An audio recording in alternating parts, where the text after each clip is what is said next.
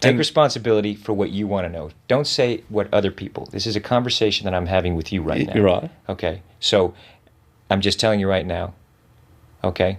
Just put your manners back in.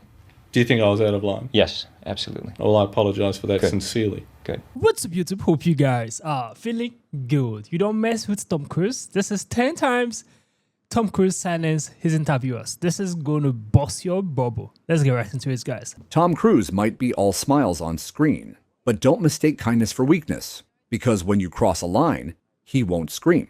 He won't curse. He'll just dismantle your entire question, your tone, your intent, and your professionalism in a matter of seconds. And he'll do it without ever raising his voice. This is the story of the man who redefined composure in Hollywood. That's a true. global icon, a lightning rod, and someone you never want to ambush with a loaded question.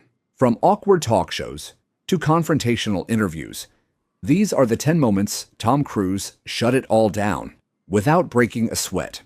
It was 2005, and Tom was being pressed on his stance against antidepressants, especially in relation to actress Brooke Shields. She said that this particular thing helped her feel better, whether it was the antidepressant or going to a counselor or a psychiatrist. Matt, you have to understand this. Here we are today, where I talk out against drugs and psychiatric abuses of electric shocking people, okay, against their will, of drugging children with them not knowing the effects of these drugs. Do you know what Adderall is? Do you know Ritalin? Do you know now that Ritalin is a street drug? Do you understand that? The difference is this was not Matt, against Matt, her will, ask, though. Matt, but this wasn't against Brooke's will. Matt, I'm asking you a question. I understand there's no, abuse of all of these things. No, you see, here's the problem. You don't know the history of psychiatry. I do. All it does is mask the problem, Matt. And if you understand the history of it, it masks the problem. That's what it does. So postpartum depression to you is Matt, kind of a little psychological Google. Matt pushed. Tom didn't budge. Just asking, what would you call it? Matt, that is the post. Now you're talking about two different things. But that's what she went on the antidepressant for. But what happens, the antidepressant, all it does is mask the problem. There's ways of vitamins and through exercise and various things. I'm not saying that that isn't real. That's not what I'm saying. That's an alteration of what I'm saying. I'm saying that drugs aren't the answer, that these drugs are very dangerous. They're mind-altering, antipsychotic drugs. And there are ways of doing it without that so that we don't end up in a brave new world. Matt tried to soften the confrontation, but Tom's voice never wavered. And you're here on the Today Show. Right. And to talk about it in a way of saying, well, isn't it okay, and being reasonable about it when you don't know, and I do. I think that you should be a little bit more responsible in knowing what it is, because you communicate to people. No yelling, no insults, just razor-sharp precision that left Lauer looking like the uninformed one. It was intense, uncomfortable, and legendary. Australian interviewer Peter Overton asked the question millions probably wondered, but instead of getting a juicy answer, he got checked. Was Nicole the love of your life? What do you mean, Peter? You were married for 10 years. Listen, we raised children. You know, I mean, how do you answer that? How do you answer that question? She's someone that I plan on getting married again. You do? Oh, absolutely. Yeah. And having kids? Absolutely. But Nicole was a major part of your life and a love of your life at the time. I loved Nick very much. There's no question. Interview, I just met in Would you like Nicole to remarry? Yes. I want Nicole to be happy. That's what I want. And do you have a relationship where you talk, it's a parenting relationship, and talk professionally about each other's work? Listen, here's the thing, Peter. Yeah. You're stepping over a line now. You're stepping over a line. You know you are. I suppose they're questions though, that people want to know. Peter, you want to know. Tom stared at him. Peter stumbled. What began as an attempt to pry open personal wounds became a masterclass in setting boundaries. An Asian reporter once asked Tom about Trump-era tariffs and overseas film productions. It was a complicated, politically charged question, disguised as casual curiosity. I'd like to ask this question to anyone who's up for it. I think So I watched the film, and I saw that it was filmed in many different locations around the world, including Africa. And of course, we all are aware of the tariffs that President Donald Trump has been imposing on overseas productions and films. So is this particular movie under that tariff? And also, how much of the film was shot overseas?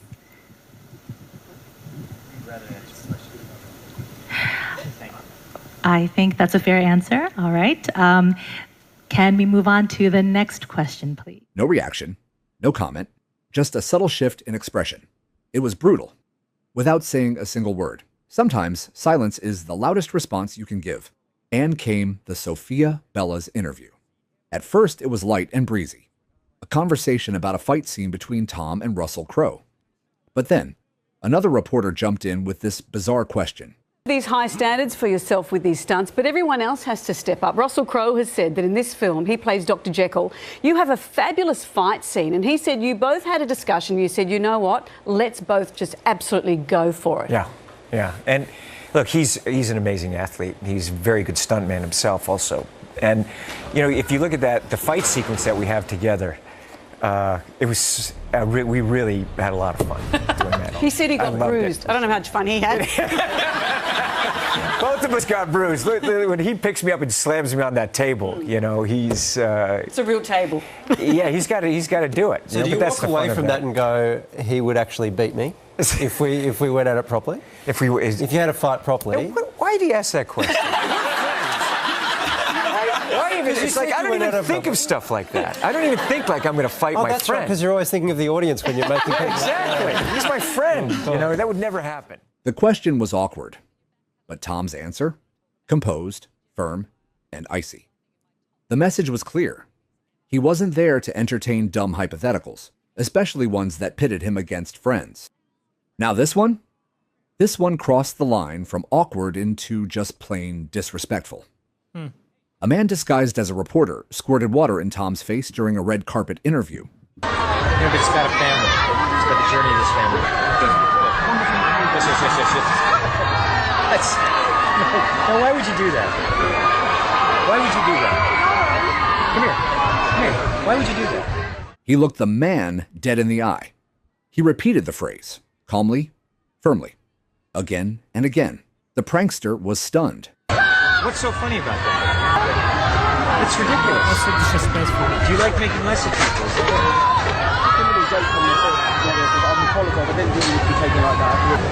That's really...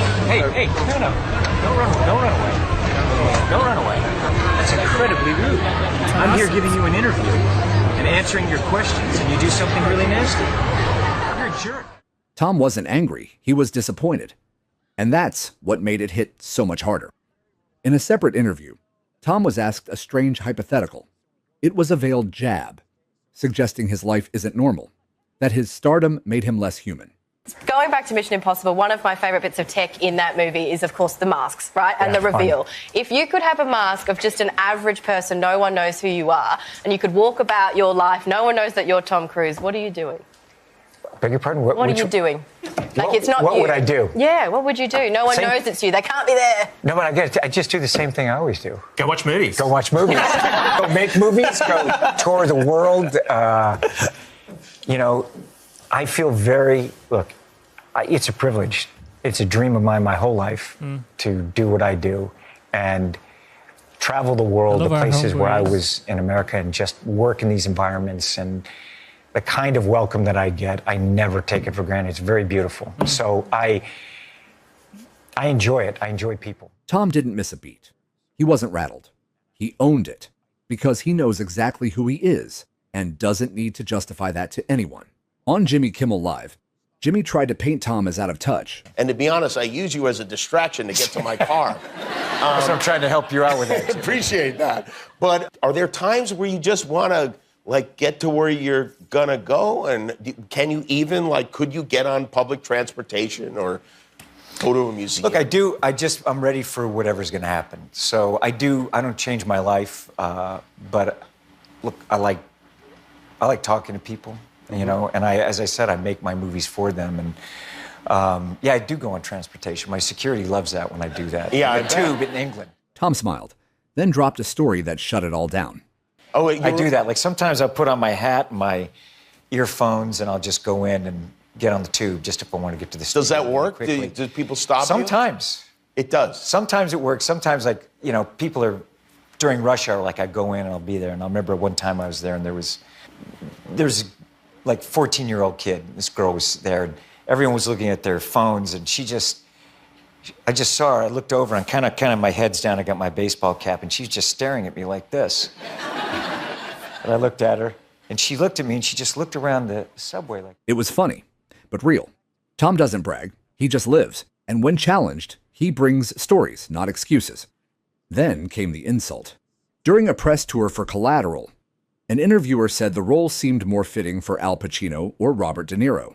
How are you? Hello. Very well, thank you. So when I read about this movie, I said, well, this is a typical movie for Al Pacino or for Robert De Niro, and then you went and took that role upon yourself. The insult wasn't even subtle. Tom didn't flinch. He leaned in. I mean, I don't get afraid to take on characters. I get excited, you know. There's always that question of, is it going to work? Will I be able to do it? To what level? But I really enjoy starting a character and just having at it, you know, and see what happens. He didn't defend his acting skills. He demonstrated his confidence. The interviewer tried to knock him down a peg. Tom stood taller instead. And when the same interviewer crossed another line, mic drop. Take responsibility for what you want to know. Don't say what other people. This is a conversation that I'm having with you right now. You're right. Okay. So I'm just telling you right now. Okay? Just put your manners back in. Do you think I was out of line? Yes, absolutely. Well, I apologize for that sincerely. Good. I love how respectful he is and he owns his shit. You understand? He owns his game. Tom Cruise is really good. He's a legendary actor. Like, he's a legendary actor. Anyone who says him will be like, out of respect. The full industry, Hollywood industry, like, respects this guy. He's really good. But at the same time, some interviewers, they just want to disrespect you. Like, they know what they're doing. They want to get to your nerves. They want to just break you down. But I love how he tends to, like, twist everything around. He owns his shit. He don't like people, like, undermine who he is. And there was a guy who was talking to the guy, and the guy, like, splashed some water on him. That was very disrespectful. Like, you might call it a prank, but it's disrespectful. Like, very, very disrespectful. He's talking to you in a very respectful manner. There are people waiting for him that he can still talk to, but he chooses to talk to you. And at the same time he's talking to you, you splash some water on him. No, that is terrible. The interviewer who asked about his personal life, about his relationship with his wife and his children, he's looking for a clickbait. He was going out of line. And Tom Cruise caught him there and was like, no, you shouldn't be asking this question. And I try to respect how Tom Cruise, like, handled that in a very matured manner. The man is a very matured person. He knows his game. He knows what it's all about. And some interviewers, they get to your nerves. They want to just piss you off. They just want to, like, piss you off. You're like, I'm freaking tired. That's why I love Donald Trump. Whenever such interviewers come at him, he come back at them 10 times. Tom Cruise did an excellent job. I love the interview. This is my first time seeing him. Yeah, I tried to silence all the interviewers and I was mesmerized. Comment down below what you think about this video. Give us a thumbs up. Share this video to as many as can. Subscribe to our channel, guys. I will see you guys in the next video. Make sure you stay safe.